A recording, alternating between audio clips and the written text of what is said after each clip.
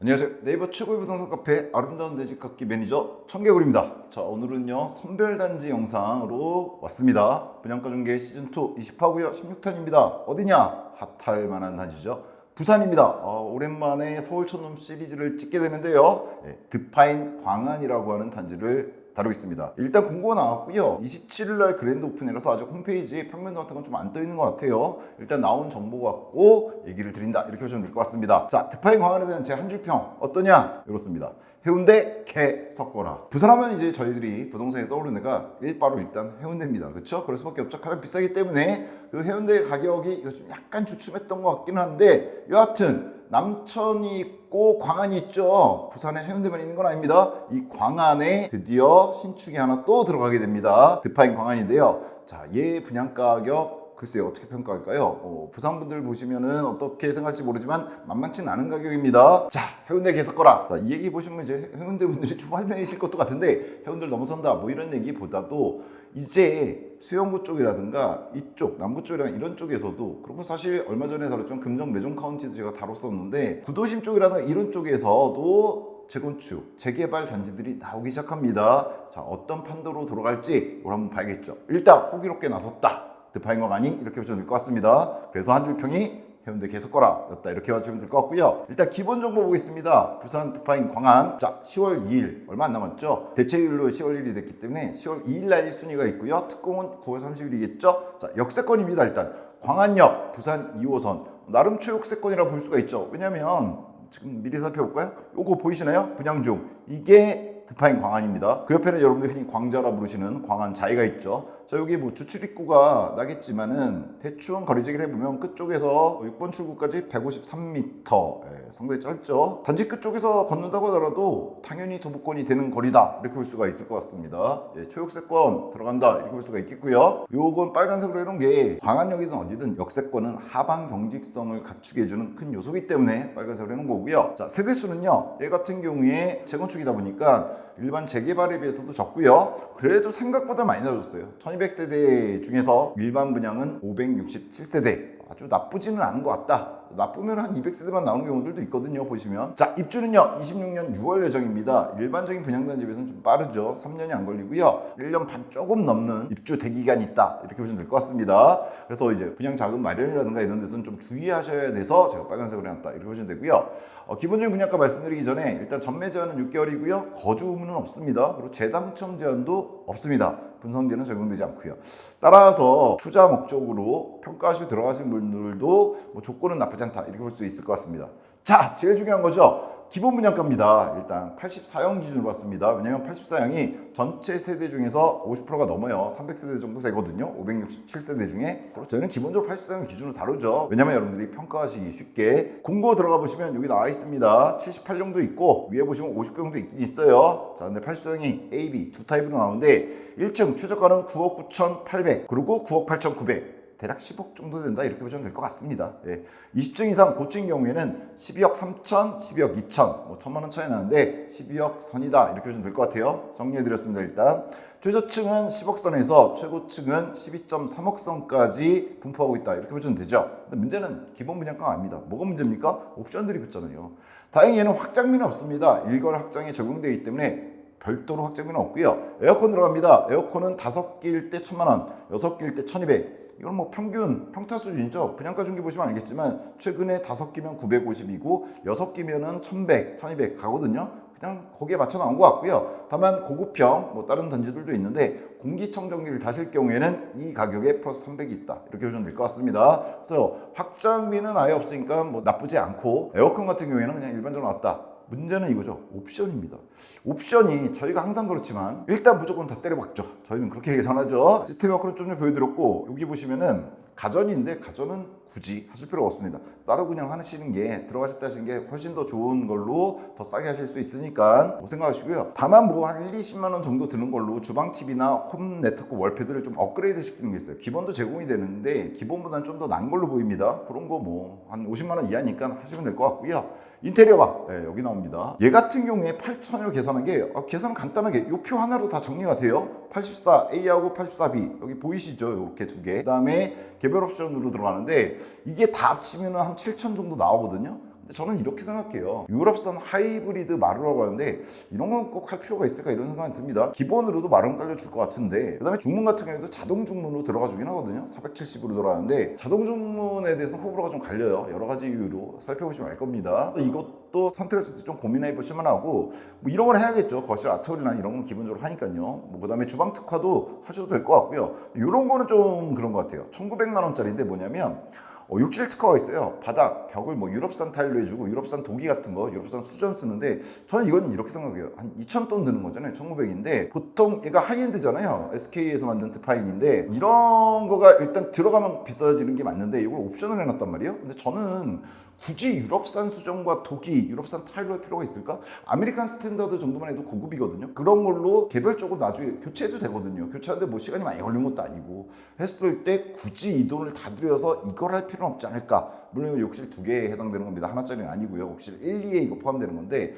이건 좀 고려해 보실 만하다 이런 생각이 들고요. 뭐 조명 특화 같은 거 그냥 하시면 될 것 같고, 또 하나가 이제 침실 2, 두 번째 방이겠죠. 적용되는 바닥 소음제라든가 뭐 이런 거 넣는 거 있어요. 이게 1,200, 1,300 정도 되는데 이것도 뭐 굳이 할 필요가 있을까라는 생각이 들긴 합니다. 그래서 전체적으로 7,000원 나오지만 제 생각에는 줄일 수 있는 게 좀 많긴 하다.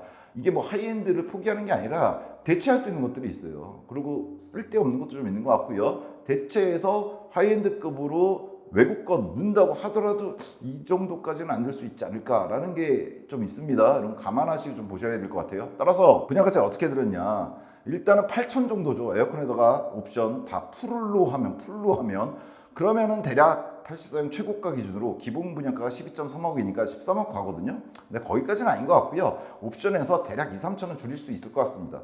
그래서 대략 요거 합했을 때 이런 식으로 저는 분양가 계산했습니다. 최저가 10억 5천에서 12억 7천 정도면은 충분히 들어갈 수 있지 않을까. 저희가 항상 그렇지만 최고가 84형 최고층 옵션 웬만한 거 다 때려박았을 때 기준했을 때 12.7억으로 계산했고요. 옵션 선택에 따라서 요거보다 좀 더 나갈 수도 있고 좀 더 떨어질 수도 있습니다. 다만 뒤에 보시면 알겠지만 다른 것들 분양가 계산할 때는 그냥 다 때려박아서 13억 정도로 계산해서도 해드릴 겁니다. 평면도 아까 말씀드렸지만 27일 날 공홈에 아마 뜰 것 같아요. 그러니까 1순위가 10월 2일인데 아직까지 공홈의 평면도가 안 떠 있다는 거는 약간 좀 그렇긴 해요. 다만 얘 평면도 옛날부터 놔둘던 것들은 얼마든지 여러분들이 인터넷에서 검색하시면 찾아볼 수가 있습니다. 그거 참고하시면 될 것 같고요. 이제 뭐 정확한 거는 이제 27일 나왔을 때 보시면 알겠죠. 제가 지금 이 영상을 25일날 찍고 있기 때문에 지금 현재로서는 아직 확인할 수가 없습니다. 커뮤니티도 마찬가지죠. 다만 뭐 들어가는지를 대부분 알고 계실 거예요. 여기 조금만 관심이 있으셔도 이미 다 돌았거든요. 사우나, 골프, 피트니스, 도서관 같은 게 들어갑니다. 수영장은 안 들어가는 걸로 알고 있고요. 이것도 정확한 모습이나 이런 거는 공홈에서 이제 오픈하면 보시면 될 것 같습니다.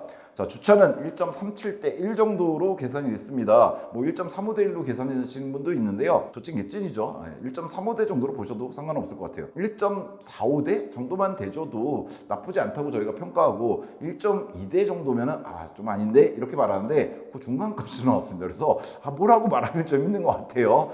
그냥 다만 재건축 재개발 많이 보신 분은 아시겠지만, 그리고 저희 영상에서도 많이 다뤘지만 재건축이나 재개발은 주차 대수가 해자로 나오는 경우는 거의 없습니다. 보통 1.2대급으로도 많이 나오거든요. 그거에 비해서는 나쁘진 않다. 그리고 사실 이 주변 아파트들 있잖아요. 뭐 제가 어느 단지에 딱 찍어갖고 들어가고 말하긴 그런데 주변 쭉 찍어보시면은 얘가 그렇게 나쁜 거냐? 그건 아닙니다. 그렇게 보시면 될 것 같고요. 교육은요, 호암초 수용 중에 있습니다. 교육 여건도 나쁘지 않죠. 뭐 부산 분들은 다 아시겠지만 여기가 드파인 광안인데 바로 앞에 단지 앞에 뭐 있습니까? 수영중학교 있어요. 그냥 엎어지면 코드할 때. 그 다음에 초등학교는 여기 호암초등학교 있잖아요. 거리 굳이 재야 되나 싶은데 이 정도 이렇게 되겠죠. 300m 이내입니다. 그래서 도보권으로 충분한 초등학교, 그리고 엎어지면 코드할 중학교 있다. 따라서 학세권 맞다 이렇게 보시면 되고요. 다만 제가 항상 말씀드리는 중학교 이상은 학원가가 되겠죠. 근데 학원가 여기 광안역이잖아요. 어딥니까? 여러분 잘 아시는. 이제 좀 실증 내실 때 됐는데 계속 그런 거 쓰시더라고요. 느그사장 남천.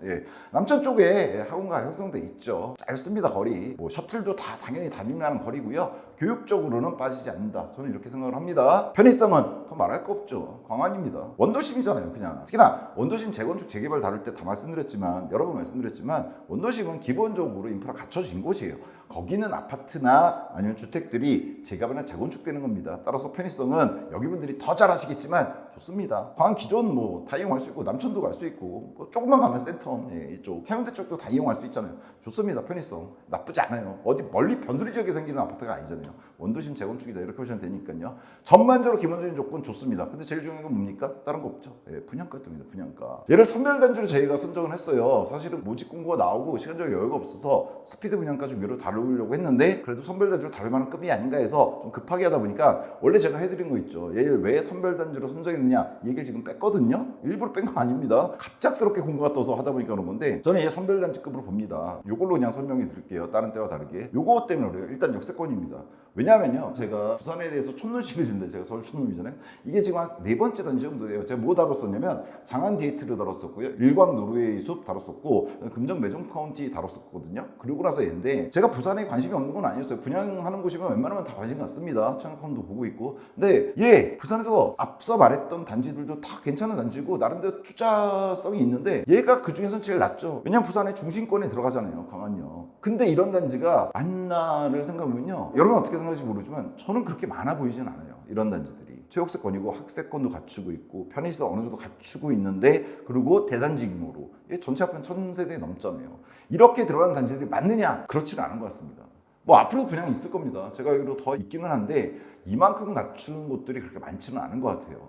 따라서 얘는 선별단지급으로 선정을 했고요. 그리고 이 분양가 때문에 그래요. 여러분들은 어떻게 생각할지 모르겠어요. 당연히 분양가가 나오면 이거 너무 비싸다, 뭐 괜찮다, 분분해서 싸우시는데 입장이 다 다르니까. 제 생각에는 이게 뭐 안전마진이 있다 없다를 딱 정해서 말씀드릴 수는 없을 것 같아요. 저게 원래 선별단지가 아리까리한 단지들이 다룬다 그러잖아요. 그런데 얘가 좀 중기적으로 보면 안전마진이 정말 없을까? 이 가격에 나왔다고 해서 저는 있을 것 같다고 생각합니다. 부산 그때 다른 영상들에서 말씀드렸었잖아요. 부산이 일단 전반적으로 봤을 때 일단 평지가 별로 없어요. 다 아시겠죠? 부산 분들 평지도 없고, 즉 기존에 괜찮은 집들은 전부 다 이미 괜찮은 평지는 이미 다 들어가 있죠. 걔네들이 재건축 재개발되지 않는 이상 괜찮은 곳은 부산 중심권에서 거의 없다고 보시면 돼요. 기존에 있던 게 돼야 돼요. 근데 그것 중에 하나가 되는 거잖아요.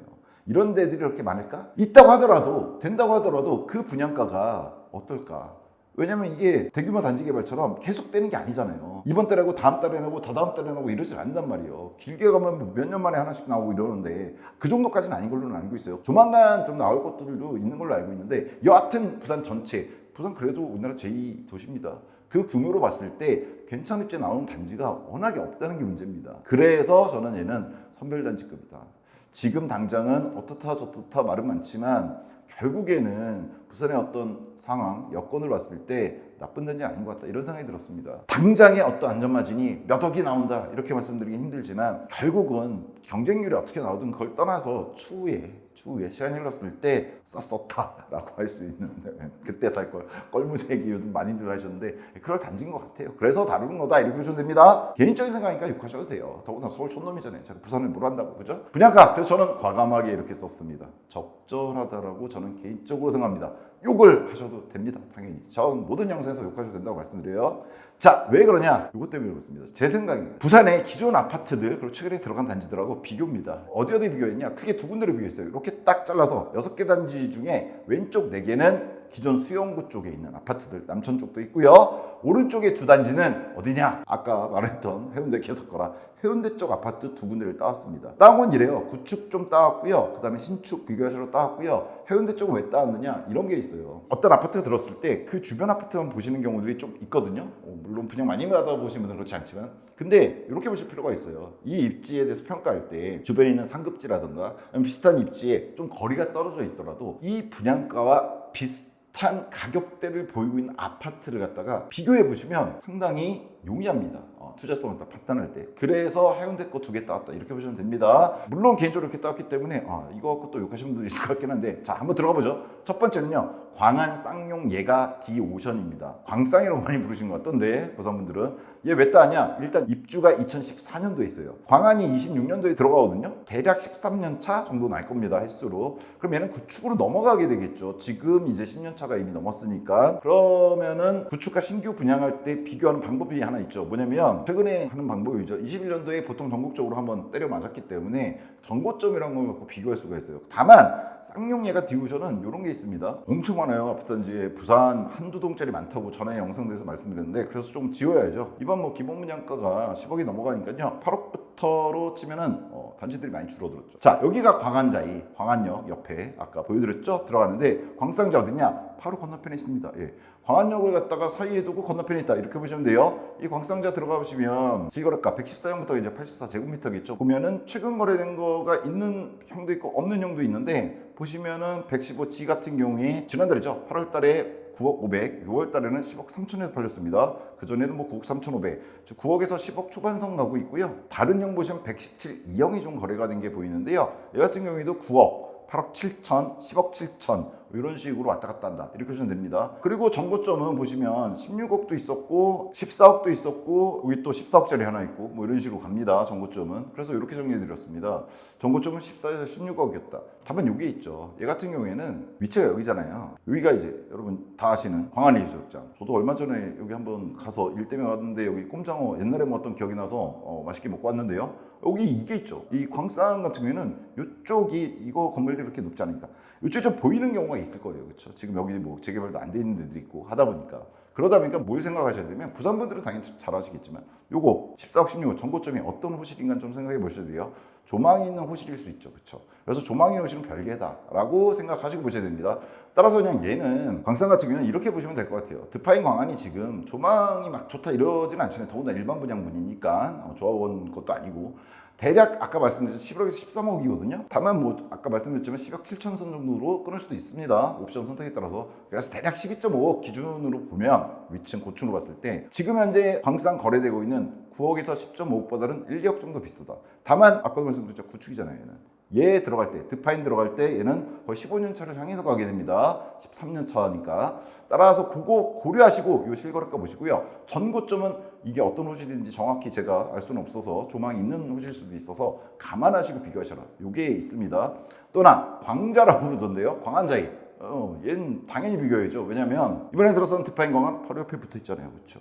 차이도 얼마 안 나고. 자, 광안자에 들어가 보시면 뭐 다 아시겠지만 실거래가 보시면은 지금 현재 112, 84조회가 9억 8천, 8억 5천, 뭐 저층은 8억 천이 있겠는데요. 거의 10억에 가깝게 거래되는 것들이 있고요. 딴 정도 보시면 이거 2층입니다. 7억 8억 뭐 이런 식으로 거래됩니다. 그 밑에 것도 2층이요. 그런 식으로 거래되고 있고요. 114형도 보시면은 8억 5천 6백, 9억 6천 정도. 작년 가을에는 뭐 10억 5천짜리도 있었습니다. 이런 식으로 거래가 되고 있어요. 다만 얘는 20년에 들어갔잖아요. 거래가 아직 뭐 활발하게 일어나고 있지는 않고요. 왜냐면 20년에 들어가자마자 21년도에 한번 맞는 시기였잖아요. 전국적으로 맞았기 때문에. 다만 얘는 살펴보시면 아시겠지만 전고점이 나와요. 그래도 20년에 들어갔잖아요.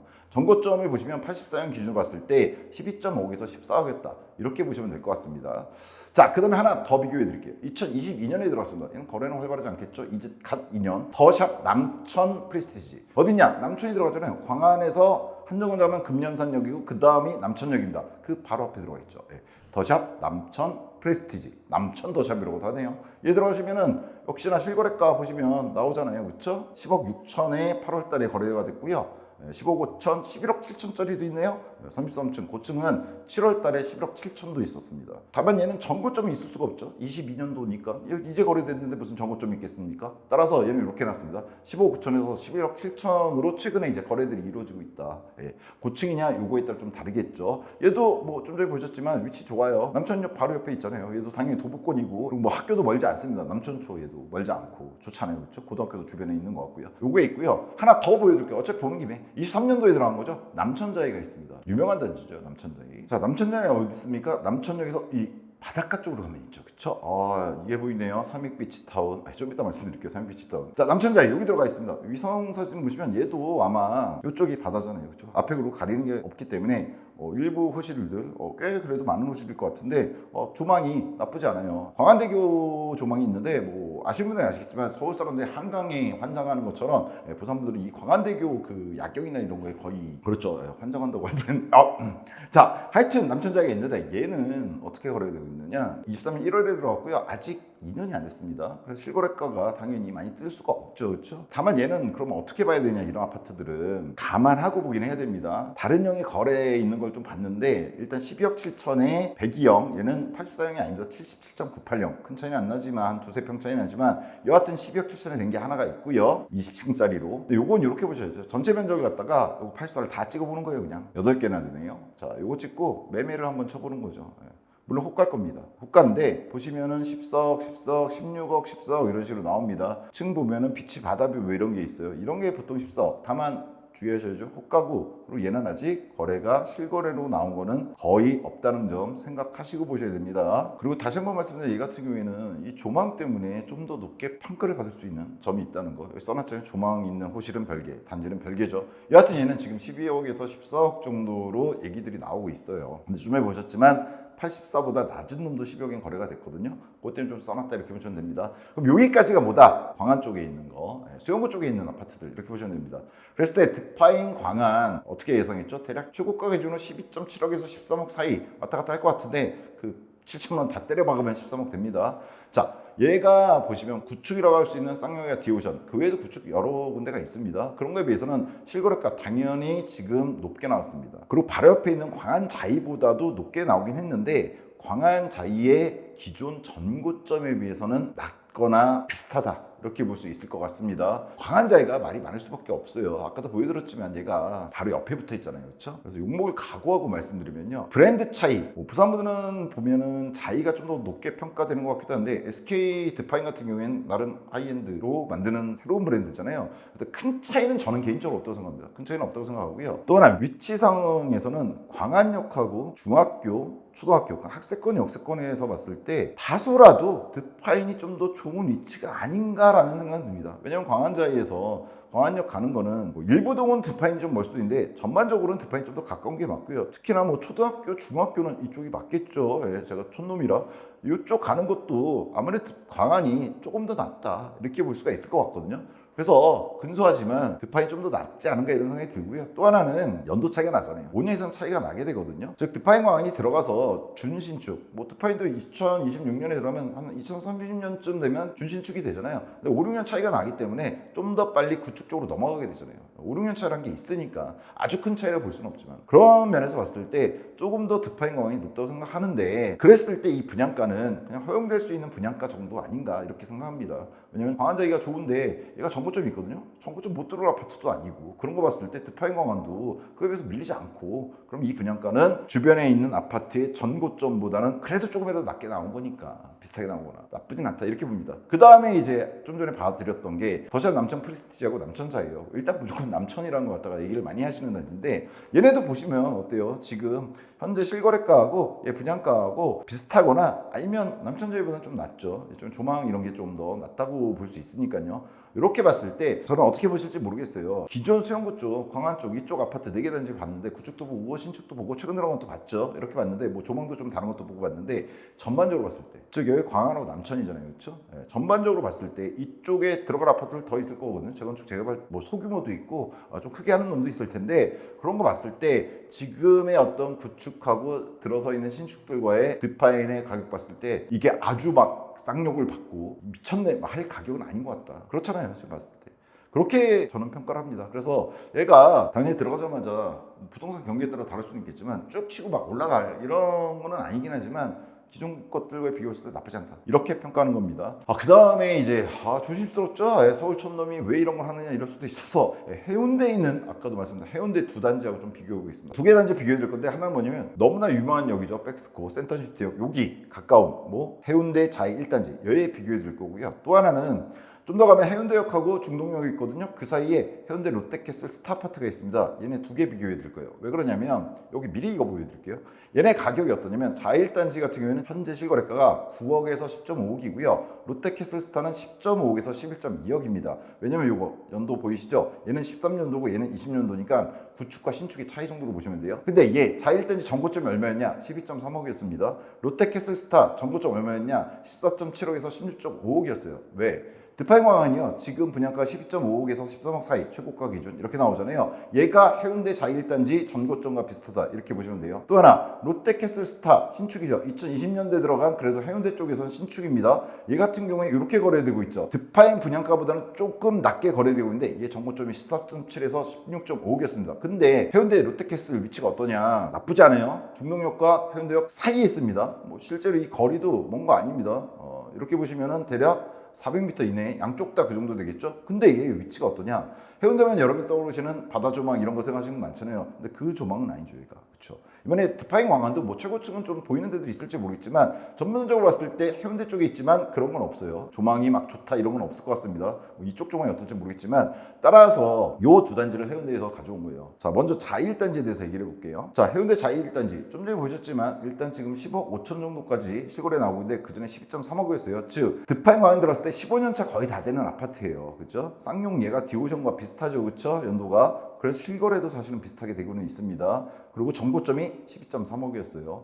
요거 비교했을 때 쌍용예가 디오션의 일반층의 어떤 전고점도 12.3억 정도에서 왔다 갔다 하지 않았을까라고 추정을 해봅니다. 자, 그랬을 때 해운대자 이렇게 보는 거예요. 나는 해운대가 더 좋다. 있을 수 있어요. 나는 수용구가 있을 수 있어요. 그거는 자기 생활권에 따라 다른 거예요. 근데 이거 생각해 보셔야죠.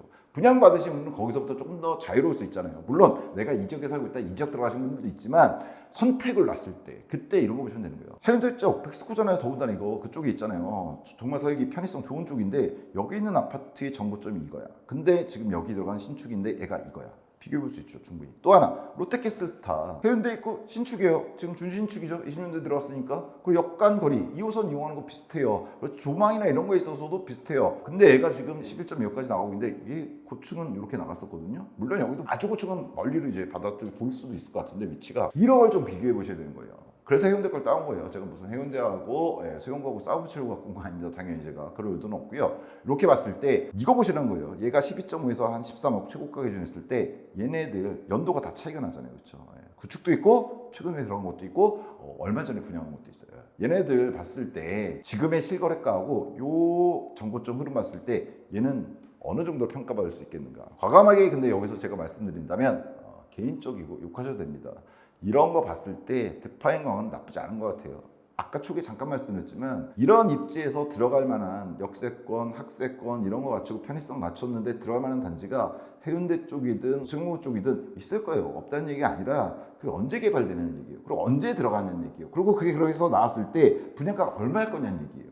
그랬을 때 지금 분양하는 얘 이 가격은 나쁜 건 아닌 것 같다. 이거 비교해봤을 때 얘가 막 아주 싸다거나 이런 건 아니지만 이런 거 정보점하고 지금 현재 가격들 연차들 보면서 비교해봤잖아요. 나쁘진 않은 것 같다. 저는 이런 생각을 하는 겁니다. 자, 드파잉과 미래가치를 한번 봐야죠. 미래가치 따가 없습니다. 입주시 부산 부동산 시장 변화 정도입니다.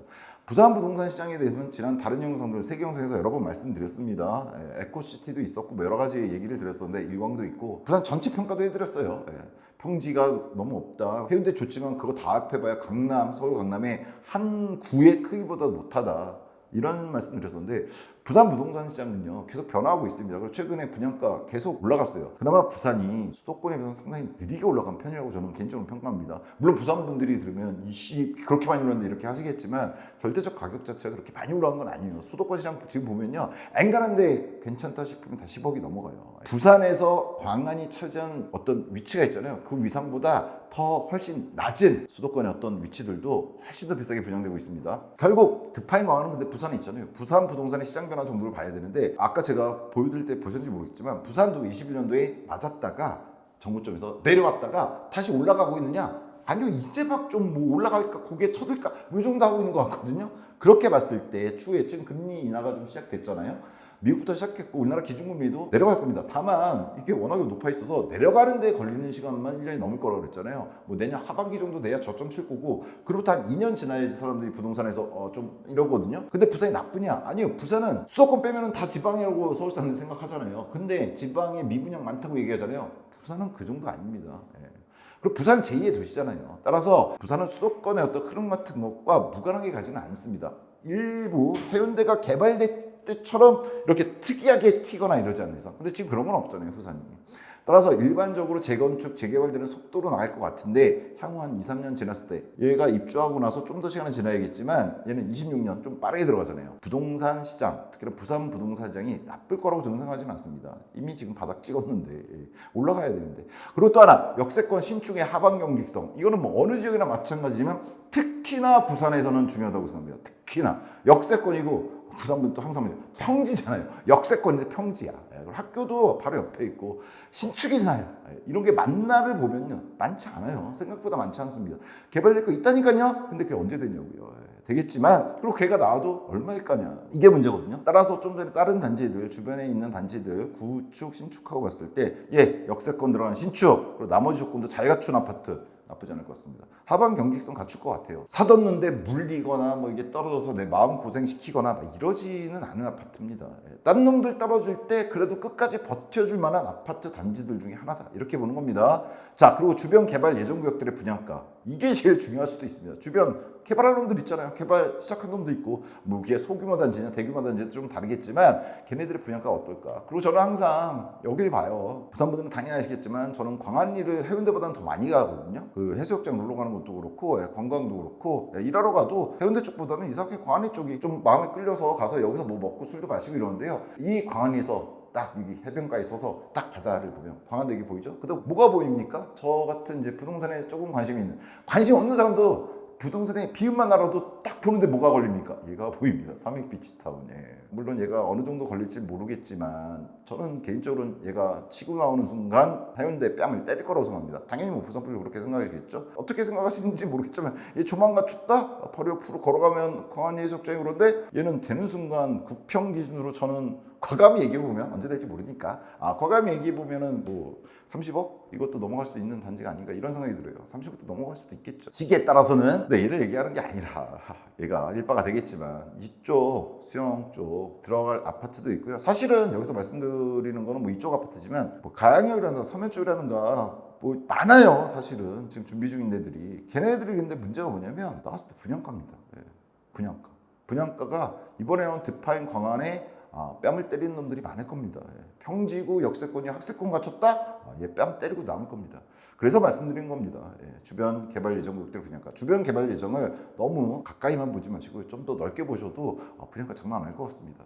그래서 이 말씀을 드린 거고, 미래가치는 투자가치평가는 이렇습니다. 수용구의 미래와 함께 리딩은 아니지만 역세권의 상대적 가치 유지성을 갖출 것이다. 뭐냐면 리딩, 일바가 되겠다, 이런 거는 드파인 광안이 정말 일바일까? 이거는 의심이 들어요. 왜냐하면 아주 간단합니다. 좀 전에 보여드렸잖아요. 삼익비치가 있거든요. 거수연구잖아요. 그랬을 때 리딩은 아니지만 전반적으로 계속 개발이 될 거거든요. 리딩은 아니지만 역세권이라는 상대적 가치 유지성을 갖고 있기 때문에 주변에 들어서서 분양가 높게 나온 놈들의 어떤 그 반사적 이익을 다 받아먹을 놈이다 라는 생각은 분명히 하고 있습니다. 따라서 얘가 내가 수용구의 일바야, 랜드마크야, 이렇게 갈지 안 갈지 모르겠어요. 주위에 들어올 놈들 있잖아요. 삼익비치도 있고 더 많잖아요. 그렇죠?